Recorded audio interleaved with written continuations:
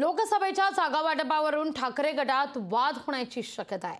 अंबादास दानवे आणि चंद्रकांत खैरेंमध्ये जागेवरून संघर्ष निर्माण होतोय। अंबादास दानवे लोकसभेकरता इच्छुक असल्याची माहिती आहे। दानवेंमुळेच पराभव झाल्याचा चंद्रकांत खैरेंची भावना आहे। पक्षप्रमुख जो आदेश देतील तो मान्य असेल असं आता दानवे म्हणतात। जागा वाटपावरून संजय शिरसाट आणि अंबादास दानवे यांच्यातही जुंपली आहे। मी चिंता करत नाही, मी त्यांना शुभेच्छा देतोय।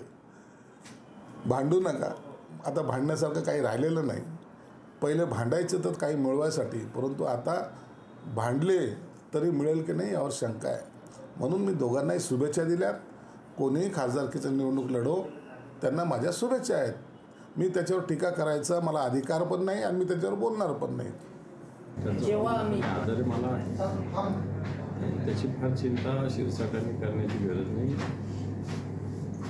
निश्चित उद्या कोणालाही उमेदवारी मिळाली तरी आम्ही आमच्या पद्धतीने प्रयत्न करणार नव्हे तर निवडून आणणार। ते कोणाला उमेदवारी याच्याविषयी मला शंका कोणी बाळगायची गरज असते।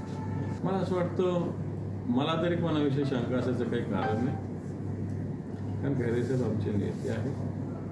शेवटी पक्षप्रमुखाचा आदेशाचा बांधलेला असतो, बाकीच्याचा आदेश असतो बांधलेला असतो। मी संघटनेचा आदेशाचा बांधलेला, पक्षाच्या आदेशाचा बांधलेला, ठाकरे साहेबांच्या आदेशाचा बांधलेला।